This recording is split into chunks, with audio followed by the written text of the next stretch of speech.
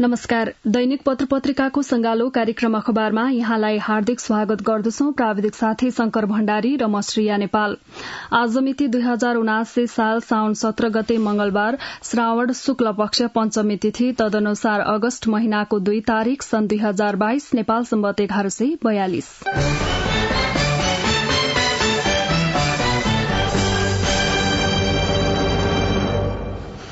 आज राजधानीबाट प्रकाशित विभिन्न दैनिक पत्र पत्रिकामा फरक फरक शीर्षकमा खबरहरू छापिएका छन्। गोरखापत्र दैनिकले बढ्यो बाढ़ी पहिरोको समस्या शीर्षकमा अग्रपृष्ठमा मुख्य खबर छापेको छ भने कान्तिपुर दैनिकले चुनावसम्मै प्रतिनिधि सभा राख्ने तयारी शीर्षकमा मुख्य खबर छापेको छ। नागरिक दैनिकले यसकारण अघि बढ़ेन महाअभियोग शीर्षकमा मुख्य खबर बनाएको छ। नयाँ पत्रिका दैनिकले 27% कैदीबन्दी बलात्कार मुद्दाका शीर्षकमा मुख्य खबरको रूपमा समाचार बनाएको छ भने अन्नपूर्ण पोस्टले अमेरिकाको कक्षा 7मा विष्णुमायाको जीवनी शीर्षकमा अग्रपृष्ठमा खबर छापेको छ। राजधानी दैनिकले मुख्य खबरको रूपमा विभत्स काण्ड, पहिले परिवारको हत्या त्यसपछि आत्महत्या शीर्षकमा खबर बनाएको छ भने नेपाल समाचार पत्रले पारिवारिक बेमेलले निम्ति आएको विभत्स घटना, काभ्रेस्थलीमा एकै परिवारका 4 जना मृत फेला शीर्षकमा मुख्य खबर छापेको छ। गोरखापत्र दैनिकको मुख्य खबरबाट कार्यक्रमको शुरूआत गर्दैछौं। बढ्यो बाढ़ी पहिरोको समस्या शीर्षकमा छापिएको खबर हो यो। लगातार वर्षासँगै आएको बाढ़ी पहिरोले देशका धेरै ठाउँमा जनधनको क्षति भएको छ। गृह मन्त्रालयका अनुसार 1 महिना यता 29 जनाको मृत्यु भइसकेको छ भने 2 जना अझै बेपत्ता छन्। मनसूनजन्य विपदमा परि 36 जना घाइते भएका छन्। 2588 जनालाई सुरक्षित स्थानमा स्थानान्तरण गरिएको प्रहरीले जनाएको छ। कास्कीमा पहिरोले एक घर पुरिदा सोमबार बिहान 1 जनाको मृत्यु भएको छ भने केही व्यक्ति घाइते भएका छन्। मोरङको विराटनगर महानगरपालिका वडा नम्बर 19 स्थित ऋषि वन क्षेत्रमा डुबेर बेपत्ता भएका एक व्यक्तिको शव सशस्त्र प्रहरीले फेला पारेको छ। राप्तीको बाढ़ी पस्दा पर्यटकीय नगरी सौराहाको केही होटल डुबानमा परेका छन्, जसले गर्दा होटल व्यवसाय सञ्चालनमा बाधा पुगिरहेको छ। उता कोशी नदीमा आएको बाढ़ीले सप्तरी जिल्लातिर खेतीयोग्य जमिन कटान भएको छ भने श्रीलंका टापु डुबानमा पर्ने सम्भावना बढ़ेको छ। अविरल वर्षापछि पोखरा महानगरपालिका 6 डिहीकोपाटनमा पहिरोले घर पुरिदा 1 जनाको मृत्यु भएको छ भने 1 घाइते भएका छन्। घरमाथिबाट आएको पहिरोले स्थानीय लक्ष्मी खड्का छेत्रीको घर भत्किएको छ। 1 तलाको कच्ची घरको कोठा भत्किदा भाडामा बस्ने 26 वर्षीय सन्तोष सुनारको मृत्यु भएको जिल्ला प्रहरी कार्यालय कास्कीका प्रहरी नायब उपरीक्षक सुन्दर तिवारीले जानकारी दिनुभयो। सोही घटनामा कास्कीको माछापुच्छ्रे गाउँपालिका 1 भुर्जुङ खोला घर भई सोही घरमा बस्ने सन्तोषकी दिदी 27 वर्षीय सुनिता सुनार घाइते हुनुभएको छ। केही दिनदेखि लगातार वर्षाका कारण पोखराका विभिन्न ठाउँमा पहिरो खसेको र धेरै ठाउँ डुबानमा परेको प्रहरीले जनाएको छ। सरकारले विपदजन्य घटनाको जोखिम न्यूनीकरणका लागि मनसून पूर्व तयारी तथा प्रतिकार्य राष्ट्रिय कार्ययोजना 2079 पारित गरेको छ। सो कार्ययोजनामा प्राकृतिक विपदबाट बच्नका लागि सबै सरकारवाला मन्त्रालय, प्रदेश तथा स्थानीय तहको भूमिका तथा जिम्मेवारी निर्धारण गरिएको छ। ती निकायले आफ्नो ठाउँबाट प्रभावकारी रूपमा काम गर्नुपर्ने मान्यताका साथ प्रतिकार्य राष्ट्रिय योजना निर्माण गरिएको राष्ट्रिय विपद जोखिम न्यूनीकरण तथा व्यवस्थापन प्राधिकरणका प्रवक्ता डाक्टर दिजन भट्टराईले जानकारी दिनुभयो। उहाँका अनुसार नेपाली सेना, सशस्त्र प्रहरी र नेपाल प्रहरीलाई 7वटै प्रदेशमा सजग गराइएको छ भने प्राकृतिक विपदका घटना भएमा नेपाली सेनाको हेलिकप्टरलाई तयारी अवस्थामा राखिएको छ।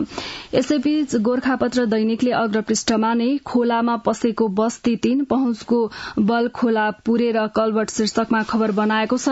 2 दशक अघिसम्म बर्खायाममा पानी परेपछि बढ्ने यज्ञमती र चखुवा खोलाको पानीले काठमाडौँको बुढानीलकण्ठ नगरपालिका 10, 11 र 12 कपनको फाँट सिंचित हुन्थ्यो। मध्य साउनमा रोपाई गर्न भ्याइ नभ्याइ हुन्थ्यो। बुढानीलकण्ठ 11 का भीमबहादुर तामाङलाई पहिलेको त्यो दृश्यले झस्काउँछ। उहाँ भन्नुहुन्छ, कस्तो रमाइलो गाउँ थियो, अहिले कस्तो अस्तव्यस्त शहर भयो। पैसा कमाउने ध्यानमा यो ठाउँ सखा पारियो। उहाँका अनुसार कपनको पानीका भण्डार यज्ञमती र चखुवा खोलामा बर्खायाममा सामान्य बाढ़ी आउँथ्यो। पानी पर्दा खेतमा सिंचाई हुने र खेत भरिएपछि मात्रै खोलामा मिसिन्थ्यो। तर अहिले खोलामाथि नै पक्की घर निर्माण गरिएपछि पानीको निकास छैन। उहाँले भन्नुभयो, पानी पर्दा बाढ़ी र डुबान शुरू हुन्छ, बग्ने ठाउँ छैन। खोलामाथि घर भएपछि घरभित्र पानी पस्यो भन्नुको अर्थ छैन। यज्ञमती र चखुचा खोलालाई ढलमा परिणत गरी 4 फिटका 2वटा ह्युम पाइप सीमित गरिएपछि बाढ़ीको वितण्डा शुरू भएको उहाँको भनाइ छ। जलस्रोतविद दीपक गेवाली भन्नुहुन्छ, पहुँचको भरमा खोला पुगेर सड़क र कलभट निर्माण गर्नु हुँदैन। निर्माण तत्काल रोकी जलस्रोतविदको संलग्नतामा अध्ययन गरी खोलालाई साविकै रूपमा बग्ने व्यवस्था गर्नुपर्छ। खोलामा पसेको बस्ती 3 पहुँचको बल खोला पुरेर कलभट। गोरखापत्र दैनिकले अग्रपृष्ठमा छापेको छ।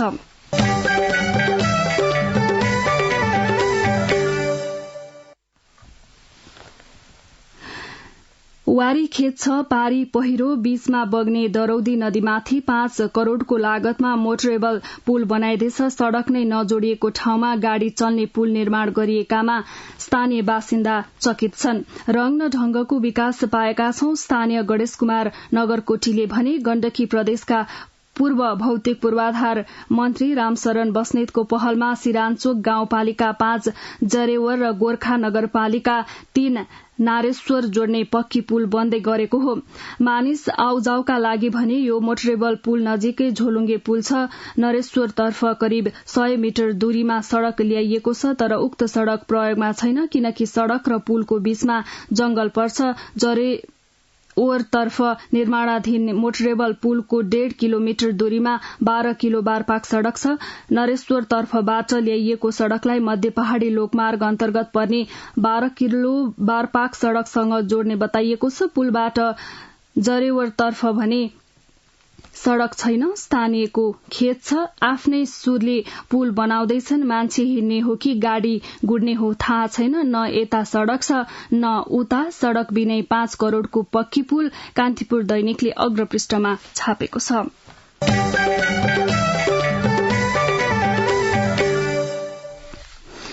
प्रधान न्यायाधीश सोलेन्द्र शमशेर जबरामाथि महाअभियोग प्रस्ताव दर्ता भएको 5.5 महिना बितिसकेको छ, तर संसदले अझै त्यसलाई छलफलका लागि कार्यसूचीमा राखेको छैन। यसबाट संसदले न्यायपालिकामाथि चरम व्यवस्था गरेको स्पष्ट हुन्छ। न्यायपालिकाका प्रमुखमाथि महाअभियोग प्रस्ताव दर्ता गरे यता प्रतिनिधि सभाको बैठक निरन्तर चल्दै आएको छ, तर संसदमा रहेका राजनीतिक दलहरूले महाअभियोग प्रक्रिया अघि बढ़ाउन चासो नदिँदा व्यक्तिमाथि रिस साध्न मात्र उक्त प्रस्ताव दर्ता गरिएको विश्लेषण गर्न थालिएको छ। कुनै व्यक्तिलाई अभियोग लगाइसकेपछि कि पारित गर्नुपर्ने कि सफाई दिनुपर्ने संवैधानिक दायित्व भए पनि त्यसलाई बिर्सेर संसदले हेलचेक्राइ गरेको विश्लेषण भइरहेका बेला कानून व्यवसायीहरूको छाता संगठन नेपाल बार एसोसिएशनले सोमबार सभामुख अग्निप्रसाद सापकोटालाई भेटेर न्यायपालिकामाथि का विषयमा ध्यानाकर्षण गराएको छ। यसकारण अघि बढ़ेन महाअभियोग निलम्बनकै लागि मात्र सो प्रस्ताव ल्याइएको आकलन नागरिक दैनिकले मुख्य खबर बनाएको छ।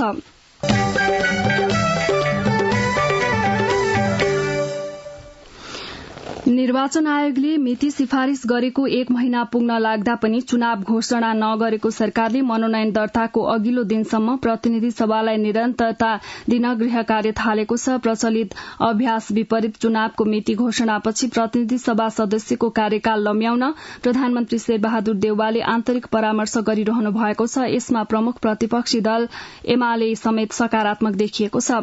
मन्त्री र सांसदहरू निर्वाचनको घोषणा पश्चात पनि प्रतिनिधि सभालाई निरन्तरता दिने पक्षमा रहेको एक मन्त्रीले बताए। कांग्रेसका सचेतक मीन विश्वकर्माले मनोनयन दर्ताको अघिल्लो दिनसम्म संसदको कार्यकाल रहने बताउनुभयो। चुनावसम्मै प्रतिनिधि सभा राख्ने तयारी कान्तिपुर दैनिकले अग्रपृष्ठमा छापेको खबरको शीर्षक हो।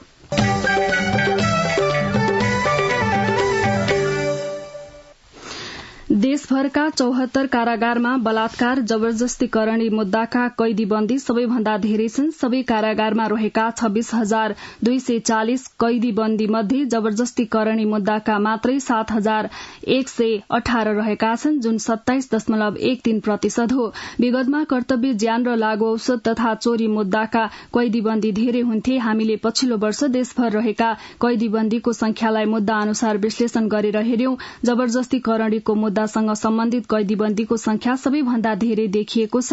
कारागार व्यवस्थापन विभागका महानिर्देशक वासुदेव घिमिरेले भन्नुभयो, विगतका वर्षहरूमा कर्तव्य ज्यान मुद्दासँग सम्बन्धित कैदीबन्दीले कारागार भरिन्थे। दोस्रो नम्बरमा लागू औषध र चोरी मुद्दासँग सम्बन्धित कैदीबन्दी धेरै हुन्थे। हाल कर्तव्य ज्यान तथा ज्यान मार्ने उद्योग मुद्दाका 5,446 र लागू औषध मुद्दाका 4,844 कैदीबन्दी छन्। त्यस्तै चोरी मुद्दाका कैदीबन्दीको संख्या 2,569 रहेको छ। 27% कैदीबन्दी बलात्कार मुद्दाका नयाँ पत्रिका दैनिकले मुख्य खबरको रूपमा यो खबर छापेको छ।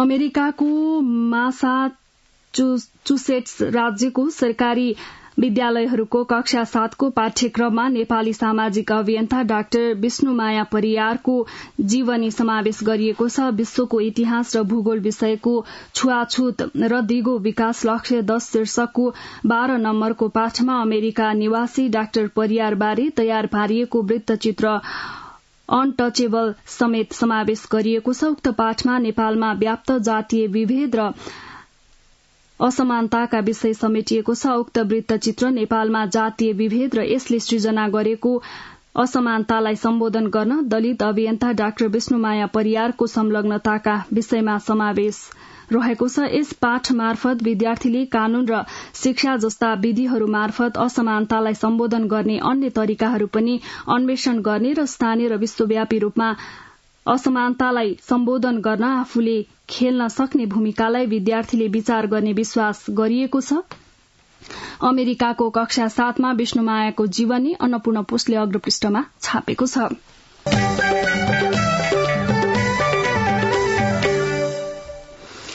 राजधानीको तारकेश्वर नगरपालिका 2 पदमसालमा एकै परिवारका 4 जनाको विभत्सपूर्ण हत्या भएको छ। जिल्ला प्रहरी परिसर काठमाडौँका अनुसार 41 वर्षीय दिनेश पाण्डेले 39 वर्षीय सुनिता पाण्डे, 13 वर्षीय आशिका पाण्डे र 8 वर्षीय आशिक पाण्डेको हत्यापछि आफूले समेत घाँटीमा पासो लगाएर आत्महत्या गरेका छन्। दिनेश र सुनिता दम्पति तथा आशिका आशिक उनीहरूका छोराछोरी हुन्। प्रहरी अधिकारीका अनुसार पहिले परिवारका अन्य सदस्यको हत्या गरेर दिनेशले पछि आत्महत्या गरेको प्रारम्भिक अनुसन्धानले देखाएको छ।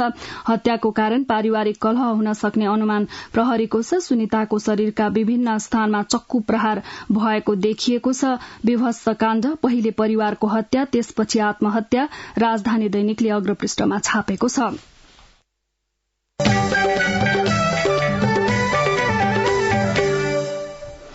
तपाईँ यति बेला दैनिक पत्र पत्रिकाको संगालो कार्यक्रम अखबार सुनिरहनु भएको छ। अब एकैछिन विज्ञापन र सन्देश। सुन त, भोलिको मिटिङको लागि सबैलाई फोन गर्यो? छैन सर, मेरो मोबाइलमा ब्यालेन्स नै थिएन। अलि पछि गर्छु ल्यान्डलाइनबाट। लौ हेर, मोबाइलमा ब्यालेन्स छैन भनेर हुन्छ? तिमीलाई थाहा छैन? यस कार्यालयले नेपाल टेलिकमको कर्पोरेट युजर ग्रुप अर्थात सीयूजी सेवा लिएको छ। तिम्रो नम्बरलाई पनि सीयूजीमा सहभागी गराउ न। अनि सर, मेरो त प्रिपेड नम्बर हो नि। अहिले नेपाल टेलिकमले प्रिपेड र पोस्टपेड दुवै फोनमा सीयूजी सेवा लागू गरिसकेको छ। सीयूजीमा आबद्ध भएपछि हाम्रो कर्मचारीहरू बीच निशुल्क र नेपाल टेलिकमको नेटवर्कमा सस्तो दरमा फोन तथा एसएमएस गर्न र डाटा चलाउन पाइन्छ नि। तिमीलाई थप जानकारी चाहिएमा नेपाल टेलिकमको वेबसाइट www.ntc.net.np मा हेर न। नेपाल टेलिकम, राष्ट्रको संचार। कार्यक्रममा पुनः स्वागत छ। अब विभिन्न दैनिक पत्र पत्रिकामा छापिएका बाँकी खबरहरूमा अब सम्पादकीयको पालो। नदी सभ्यताको संरक्षण शीर्षकमा गोरखापत्र दैनिकले सम्पादकीय छापेको छ। विश्वभरि छरिएर रहेका हिन्दूहरूको सपना जीवनमा कम्तीमा एकपटक काठमाडौँ स्थित पशुपतिनाथ मन्दिरको दर्शन गर्ने हुन्छ। पशुपतिनाथको दर्शन अघि बागमती नदीमा स्नान स्वाभाविक मनोकांक्षा समेत रहन्छ। प्रदूषित बागमती नदीको अवस्था हेर्दा भने यो कहिल्यै पूरा नहुने मनोकांक्षा जस्तै थियो, तर अहिले वास्तवमा केही परिवर्तन भएको छ। बागमती नदीको पूरै क्षेत्र नभए पनि केही क्षेत्रमा विगत केही समय यतादेखि स्वच्छ जल प्रवाह हुन थालेको छ। नदी सभ्यताको संरक्षण शीर्षकमा गोरखापत्र दैनिकले सम्पादकीय बनाएको छ भने राजधानी दैनिकले घुम्ने मेचमाथिका अन्धा शासक शीर्षकमा सम्पादकीय छापेको छ। अन्नपूर्ण पोस्टले सहकारीकी स्वाहाकारी शीर्षकमा सम्पादकीय बनाएको छ भने नागरिक दैनिकले कर्मचारी तन्त्रमा दलीय दलदल शीर्षकमा सम्पादकीय छापेको छ। यता कान्तिपुर दैनिकले छात्रवृत्ति सबै लक्षित विद्यार्थीमा पुर्याउ शीर्षकमा सम्पादकीय बनाएको छ। नेपाल समाचार पत्रले स्थानीय सरकार भ्रष्ट बन्ने जोखिम शीर्षकमा सम्पादकीय छापेको छ भने कारोबार दैनिकले महँगो निर्वाचनले बढ़ाएको चिन्ता शीर्षकमा सम्पादकीय छापेको छ।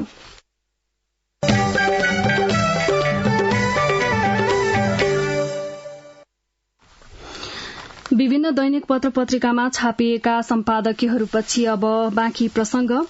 17 अस्पतालमा कोविड निशुल्क उपचार शीर्षकमा गोरखापत्र दैनिकले खबर बनाएको छ। सरकारले कोविड-19 संक्रमितको निशुल्क उपचारका लागि 17वटा अस्पताल तोकेको छ। कोविड-19 का संक्रमितको संख्या बढ़दै जाँदा स्वास्थ्य तथा जनसंख्या मन्त्रालयले संक्रमितको निशुल्क उपचार गर्न 7 प्रदेशका 17 अस्पताल तोकिएको हो। मन्त्रालयका सहायक प्रवक्ता डाक्टर समीर कुमार अधिकारीले कोविड-19 संक्रमितको उपचार खर्च सरकारले नै बिहोर्ने नीतिगत सामान्य मध्यम र गम्भीर अवस्थाका संक्रमितको उपचारका लागि ती अस्पताल तोकिएको जानकारी दिनुभयो। यसअघिका कोरोना महामारीमा सरकारले विभिन्न 46वटा अस्पताल र मेडिकल कलेजसँग संक्रमितको निशुल्क उपचारका लागि सम्झौता गरेको थियो। उहाँका अनुसार यसको निशुल्क उपचारका लागि प्रदेश 1 मा कोशी अस्पताल विराटनगर र बीपी कोइराला स्वास्थ्य विज्ञान प्रतिष्ठान धरानलाई तोकिएको छ भने मध्य प्रदेशमा जनकपुर प्रादेशिक अस्पताल जनकपुर र नारायणी अस्पताल वीरगंजलाई उपचारको जिम्मा दिएको छ।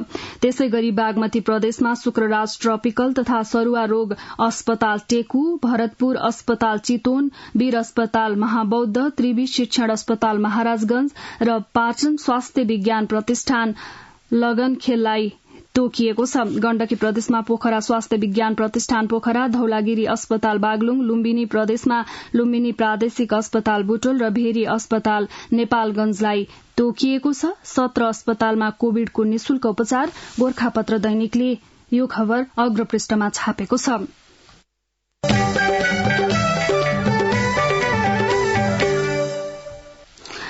सरकारले पातलो प्लास्टिकका झोला प्रयोगलाई प्रतिबन्ध लगाए पनि यसको कार्यान्वयन भने कमजोर देखिएको छ। प्लास्टिकले वातावरण तथा जनस्वास्थ्यमा अत्यन्त नकारात्मक प्रभाव पार्ने हुँदा त्यसलाई नियन्त्रण गर्न विभिन्न चरणमा प्रयास भए पनि ती सफल हुन सकेका छैनन्। पातलो प्लास्टिकको प्रयोगलाई निषेध गर्ने कानूनी व्यवस्था 20 वर्ष अघि शुरू भएको हो। त्यो विभिन्न चरणमा संशोधन हुँदै आएको छ। त्यस प्रक्रिया अन्तर्गत गत वर्ष भदौमा नेपाल राजपत्रमा सूचना प्रकाशन गरी देशभर 40 माइक्रोन भन्दा पातलो प्लास्टिकका झोला उत्पादन, आयात, बिक्री, वितरण तथा प्रयोग प्रतिबन्ध लगाइएको थियो। लगत्तै माघमा प्लास्टिक झोला प्रतिबन्ध सम्बन्धी कार्ययोजना 2078 जारी भयो। मन्त्री परिषदले स्वीकृत गरेको उक्त कार्ययोजनाले 40 माइक्रोन भन्दा पातलो प्लास्टिकको प्रयोगलाई तत्काल निषेध गर्ने व्यवस्था गरेको थियो। पातलो प्लास्टिक प्रतिबन्ध कार्यान्वयन कमजोर, नागरिक दैनिकले अग्रपृष्ठमा छापेको छ।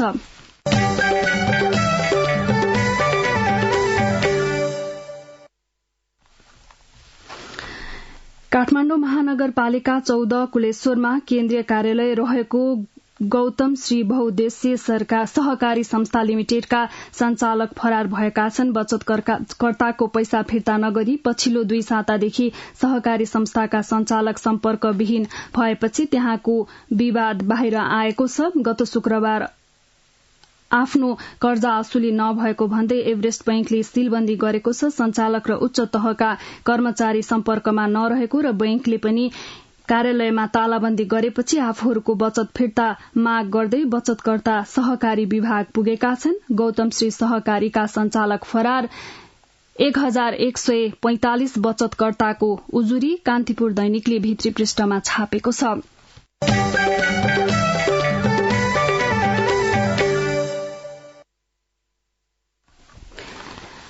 बर्खाको बेला गाउँघरतिर खेती किसानीको चाप छ, तर धनकुटाको दक्षिणी र मोरङको उत्तरी सिमानामा पर्ने गाउँमा बासिन्दालाई भने अर्कै कामको धपेडी छ। घर वरिपरि असरल छरिएका कोक, पेप्सी, फेन्टा लगायतका प्लास्टिकका बोतलमा पानी भर्दै नसुक्ने ठाउँमा थन्क्याउनु दिनचर्या बनेको छ। त्यसरी पानी जम्मा गर्नेमा मोरङको पाटी गाउँको थाम डाँडाका मोहन राई हुनुहुन्छ। उहाँको आँगन र घर वरिपरि करिब 2000 बोतल लडेका छन्। उहाँ बर्खामा घर आसपास जम्मा भएको पानी ती बोतलमा भरेर हिउँदका लागि जोहो गर्दै हुनुहुन्छ। खानेपानीको कुनै पनि स्रोत नभएकाले हिउँदमा पानीको संकट टार्न दुवै जिल्लामा पर्ने यस क्षेत्रका बासिन्दाले बर्खाको पानी यसरी नै बोतलमा भरेर राख्नु परेको छ। दुई जिल्लाको समन्वयात्मक विकासको तिर्खा पनि उहाँहरूलाई रहेको छ। हिउँदका लागि बोतलमा पानी। गोर्खापत्र दैनिकले यो प्रसंग अग्रपृष्ठमा छापेको छ।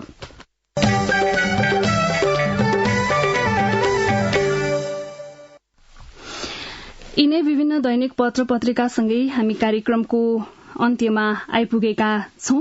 प्रविधिमा सहयोग गर्नुहुने राजु थापा र शंकर भण्डारीलाई धेरै धन्यवाद दिँदै म श्रेया नेपाल पनि बिदा हुन्छु। यसपछि कार्यक्रम अन्तर्संवाद सुन्न सक्नुहुनेछ। हवस् त, नमस्ते।